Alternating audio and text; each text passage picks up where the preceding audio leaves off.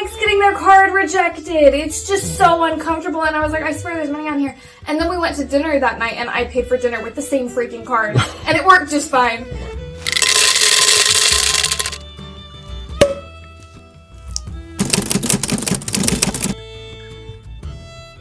So I flew into Dublin, I used the card. I went and stayed in Limerick for a week, used the card. And then we went back to Dublin. We went to dinner, we went to a show, and we went shopping. And for some reason, this one store rejected the card. And I got a notification from the credit card company saying, it seems like someone in Ireland is using your card. And I'm like, dude, I've been using it for a week. Like, what? So my friend had to buy the dress for me. Yeah, it was really awkward. We went to Riverdance. Yeah, we saw it in Dublin at this teeny tiny. Well, and it's like this well-renowned theater, but everything is so old. Everything was smaller, so this grand theater was maybe one of the smaller theaters I've ever been to, but it was incredible. I saw Spirit of the Dance in Caesar's Palace, and then I saw Riverdance in Dublin, and then we saw Lord of the Dance in Vegas years later. We saw Spirit of the Dance in Vegas before I started Irish dancing. I had done Irish dance a little bit, but I was not an Irish dancer. I was a ballroom dancer. And then we saw that and I cried. I met Kira Sexton from Lord of the Dance in Limerick, Ireland. She taught an Irish dance class. She asked the group what inspired us to start Irish dancing, and so I told the group the story and was like, and then I cried, and everyone was like, really? Everyone thought it was so weird. I was like, I'm an emotional person, what can I say?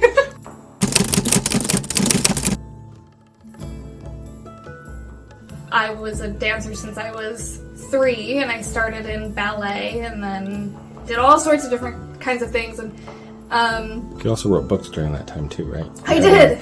The very first book I wrote, I was 9 maybe, and it was at my family reunion. And there were a whole bunch of little kids there, and they were all running wild. And so I, being the helper that I am, was like, oh, I'll calm all the kids down. So I got all my little cousins over, and I told them a story about a duck and a giraffe.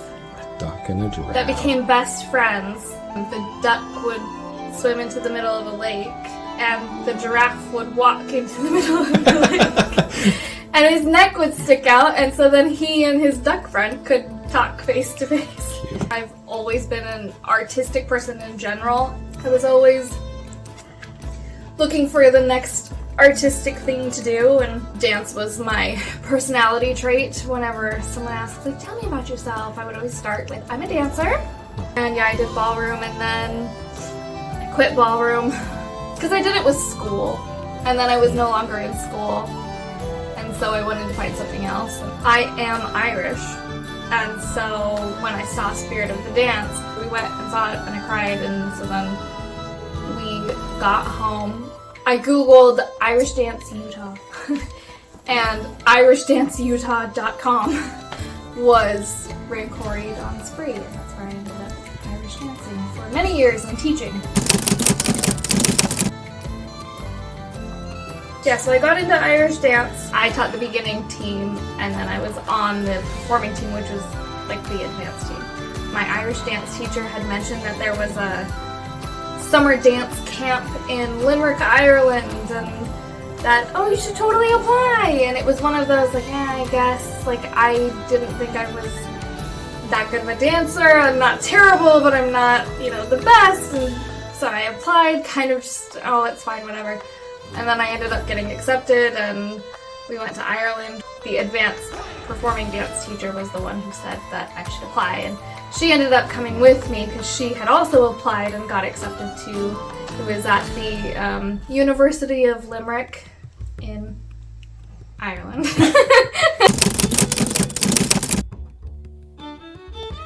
The University of Limerick, where we had dance classes by world-renowned dance teachers. Like I said, Kira Sexton was one of them, who is a lead in Lord of the Dance, and we learned the Gaelic language, and there were musicians, and we went to a concert, and we saw Lord of the Dance, or River Dance. And it was just a week of, like, drowning in Irish culture, which, of course, we were very willing to do. Not to say that I learned the entire Gaelic language in 1 week. I'm not the type of person who could learn any language, even like a super easy Latin-based, similar to English language, in 1 week. And the Gaelic language is intense. I am thoroughly convinced that a person cannot go to Ireland and not be inspired in whatever their passion is. Like, if I ever get like a severe writer's block to the point where I feel like I will never write another book, I'm just gonna go to Ireland, because it's impossible not to be inspired by that place. Walking anywhere, walking through the Limerick campus, anywhere, driving down the road, anywhere to get coffee, going to Starbucks, going anywhere in Dublin. It didn't feel like I was reaching for a story. It didn't feel like I was needing to come up with like characters. It was like this idea just sort of, oh hey, that would be something, and it all just, all the greenery, I don't know, I'm gonna start rambling, but it's impossible. You can't go there and not be inspired. I got home from Ireland, and I think I wrote the first draft of the book in, I know I had the first draft of the book in my head before I got off the plane home, but I wrote it down in a day, maybe. Honestly, I want to go back. I wish that I could afford to go back every time I have any sort of writer's block. So every day. I mean, if I could just like move there, I feel like I would crank out fantasy books just one after the other. I could actually be one of those types of authors that can publish 6 books in a year. But I'm not. I can only do 1. If I was not a writer, I would just keep teaching dance. Irish dance specifically, because like I said, I did ballet and ballroom and tap dance and all sorts of things. If I couldn't be a writer, I would be an Irish dancer. I would teach. So specifically teaching it? Specifically teaching. Because, I mean, here, I don't think I'm a bad dancer by any means. I'm pretty good. But I'm not the greatest. I don't think anyone would ever pay me to dance. But I can most certainly teach. I'm a very good dance teacher. I think it's your Irish blood where you just love yelling at people. Yes, it 100% has to do with the Irish, like, spirit, you know? I want to yell at people and I want to tell them to do it right. So I'm a fantastic Irish dance teacher. I feel like it's more fun for me as a writer to write a character who has so much growth ahead of them. If I'm writing about a 50-year-old who is maybe making not the best decisions in the story, by the time you're a certain age, you should know what you're doing. And so it's more fun to write a character who is figuring that out and who is learning and growing and coming into their own and learning who they are as a person and who they're going to be as an adult and who they like and who they don't like, and finding their own hero story and figuring out who they think is a villain and what kinds of acts they see as villainous. You know, it's just more fun to see someone go through all of that than, in my opinion, than to see someone who already has their opinions set and they already know what they believe and they're gonna act on those beliefs. And there's absolutely stories for that as well. But I just think it's more fun to experience those sort of, oh, I think I should make this decision. Oh, shoot, that was the wrong one. How can I adjust? How can I grow and do the right thing next time? So I think that's why it's more fun for me.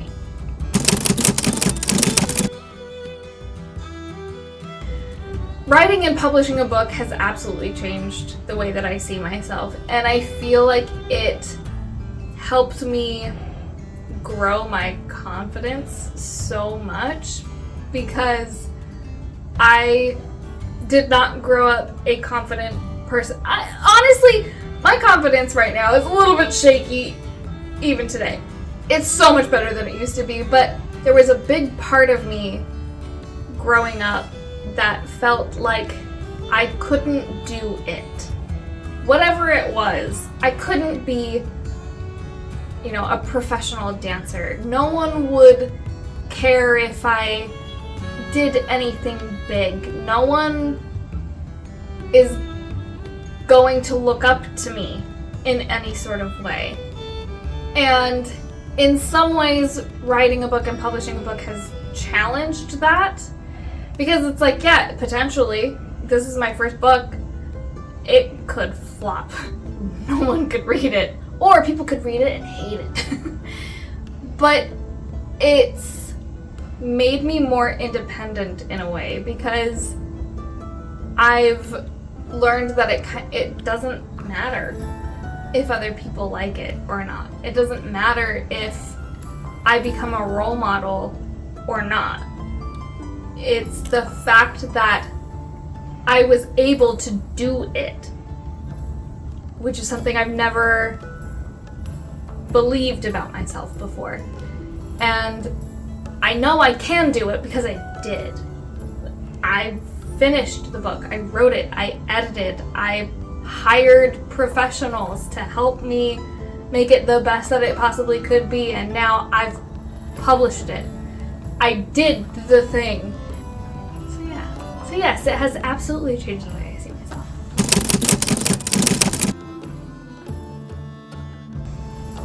Oof, okay.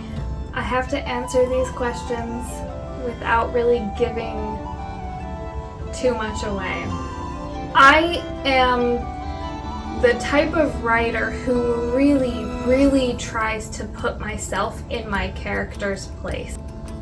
The hardest part to write for this book, I don't want to say exactly what it was, but my main character has a loss that really, really hits her in a new way.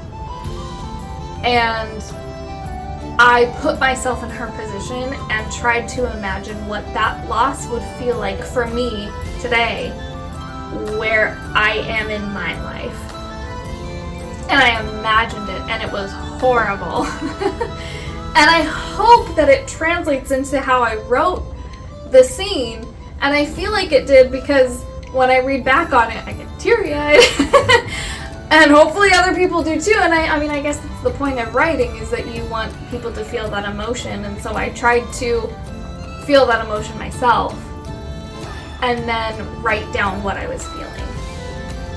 And so that was the hardest part to write, was trying to imagine what it would be like to lose the thing that she just lost. The most fun part to write was figuring out Logan's character, because I already knew as soon as the character, like the image of him sort of popped into my head, he felt very much like my older brother Tyler. And so every time he talks, I kind of think of, how would Tyler say this? How would Tyler phrase this? And Tyler is the most Irish in our family. Like, when you look at me, you don't necessarily see Irish, but when you look at Tyler, you can tell that dude is Irish. And so every time Logan has any sort of scene, whenever he talks, whenever he walks across a room, I think about how Tyler does that and how he holds himself and how he walks and how he carries himself. And so it was really fun to write and to figure out that character. And of course, Logan is not my brother Tyler, and he has that very thick Scottish accent, actually, because he's not Irish, he's Scottish, but, which our family is also Scottish, but, it was just really fun to figure out what parts were Logan and what parts were Tyler, and to kind of meld those two together. And he's just a fun character to write in general, just the way that he talks, and he's a bit of a comedic relief, but he's also, he's not a comedian, he's not a funny character, but something about him brings a sort of comedy to the book. And obviously his relationship with Fenton is just fun and playful, and they're just bros, and it was just really fun to write. Any scene with Logan I'm excited to write, because I just love that character.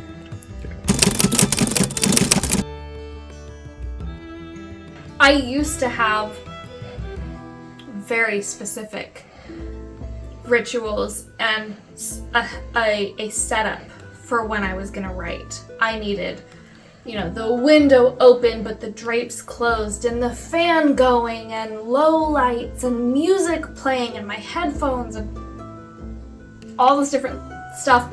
And it was great, and it worked very well, but I think at a certain point I hit this sort of, just sit down and write. Just write. It's fine. You don't need all of this stuff. And especially as a mom, I started finding moments that I could write where I could pull up my phone and write there for a second, or I brought my laptop into the car while my husband was in therapy and I wrote in the car for a little while. I started finding all of these little moments that I could write, and so my writing sort of ritual became not so necessary, and it almost became just extra. It became just fringe. Nice to have. So. Nice to have. I can write wherever now, but if it's my day off, and if I have the opportunity to bring back some of those ritualistic aspects of writing, I definitely do. But it's not necessary anymore. Sure. I feel like I had a really weird path with this book, because I got home and I wrote it all down really quickly. But then it sort of occurred to me that I don't actually know how to write a full-length novel. Because all I had written before was either verbal short stories to my cousins, or I think I wrote a novella, a short story about bubblegum in like elementary school. I can't even remember, middle school. I can't remember what it was, but as far as full-length, actual, marketable, published work, I had never done anything like that, and so it occurred to me that I don't know what I'm doing. So I wrote this huge draft very quickly, and then spent the next year and a half having a baby and figuring out how to write marketable material, and how to write a full-length book, and how to market that full-length book. So I sort of wrote it and then stopped to figure out this other side of becoming an author, and then came back to the book and sort of finished it up. And of course, when I came back to it to finish it up, COVID hit, and I got pneumonia. It was early 2020, and I was still dancing with Rincori Dan Spree, and we had our St. Patrick's Day week planned. I think So the parade that we were supposed to perform in, which we did every single year, was on a Saturday.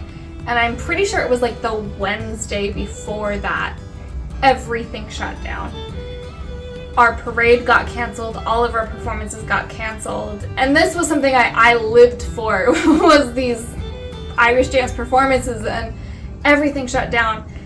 And then I'm pretty sure it was like beginning of April, maybe mid-April, I started to feel really, really sick.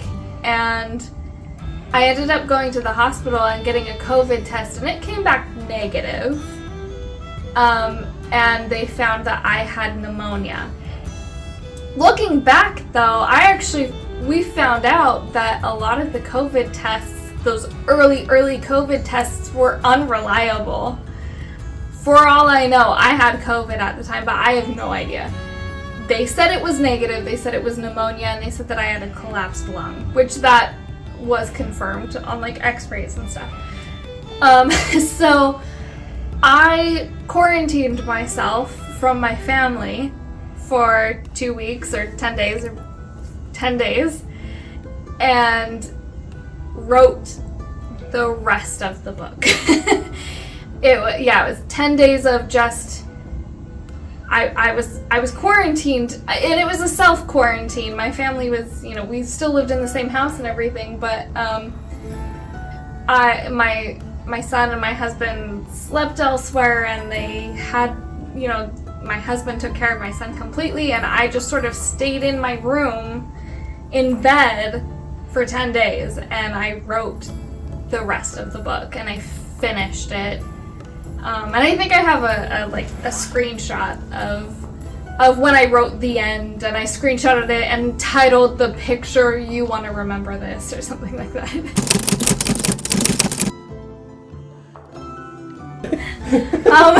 Yeah. So I finished the book in 2020, and it's not being published until 2023. So it went through extensive editing. It went through a few rounds of self-editing. I sent it to a friend who was actually my Irish dance teacher that I went to Ireland with, and she has a major in English. She's an AP English teacher. And I sent it to her for like first round edits, and sent it to beta readers and secondary beta readers, and did all sorts of editing, sent it to a professional editor. So it took 2 years for me to finally come up with this like final product, and I think honestly a big part of it was my hesitation and sort of fear and that imposter syndrome of like, it's not good enough yet, edit it again, do it again. It took a lot of self-growth to accept that, okay, it's true, I could edit this forever. It's never going to be perfect enough for me. And even now, through marketing, I've been looking for different snippets and things. Even now, I read lines and I think, oh, it could be so much better. And I do believe that. I really do.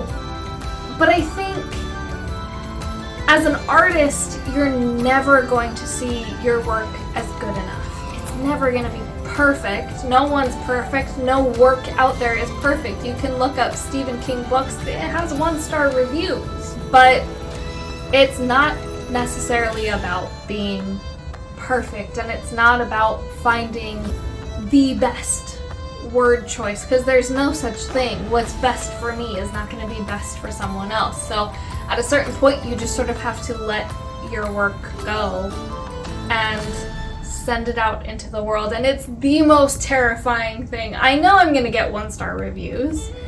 Like I said, Stephen King has 1-star reviews. J.K. Rowling has 1-star reviews. Everyone does. And it's so scary. But it's ready. And I want to write more. I want to write other stories. I want to finish this series. And it's not going to happen until I publish the first one.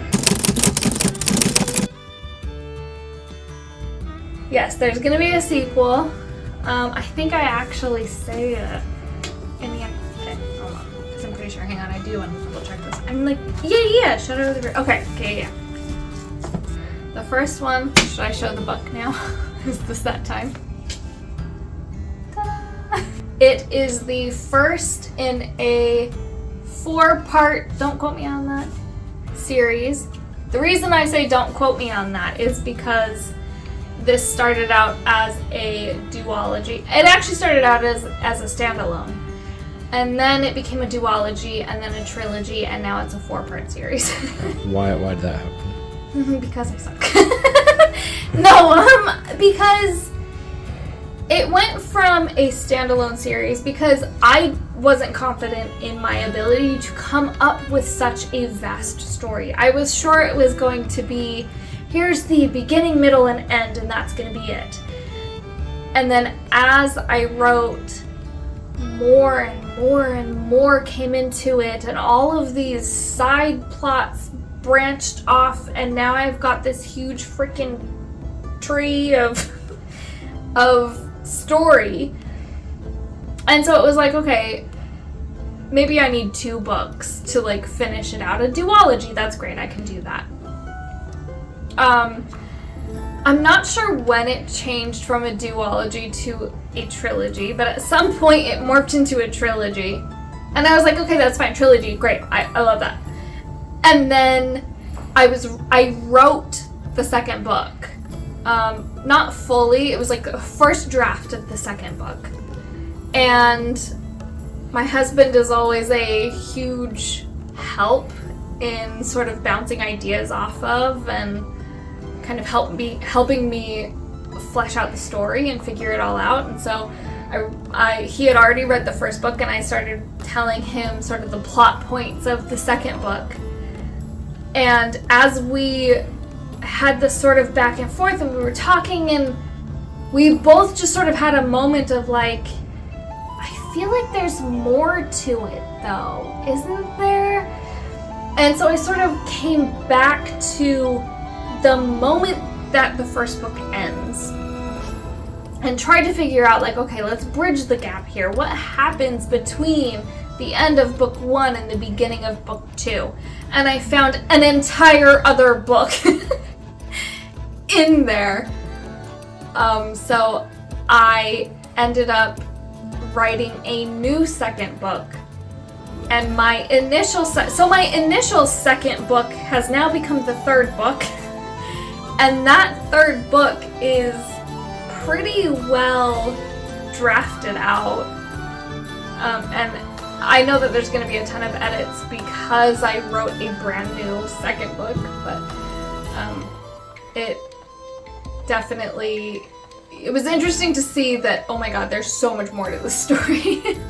This is why I hesitate to say a 4-part series, because there is a concern. I do feel like it's going to be a 4-part series, but again, I hesitate because through writing, I've found all of these, more of the story, so that's the hope. But don't quote me on it because it may end up being I don't know, 5, 6, 7, 8. It has been recorded, so we'll see. At this point, 10, 20. Yeah, right now it's a 4-part series. Okay, I think we're good. We can go on. Should I do like an outro thing? I feel like I should say something like, "Thanks for coming to my TED Talk."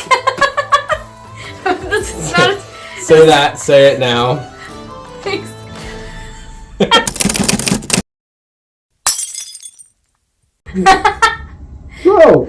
Our interviewer is down.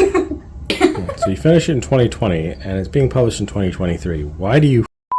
Thanks for coming to my book talk. Go ahead. To book talk. Oh my god, like TikTok, cause book talk. Okay. How many drinks have you had? Not enough. That is the correct answer. Always. I don't know why this becomes so awkward. Anytime I have to like directly promote the book, I become very awkward. It's the most important part. I know. It's fine. It's fine. So that's what's up. Okay. Thanks for coming to my TED Talk. Mother of the River is available now. Find it wherever books are sold.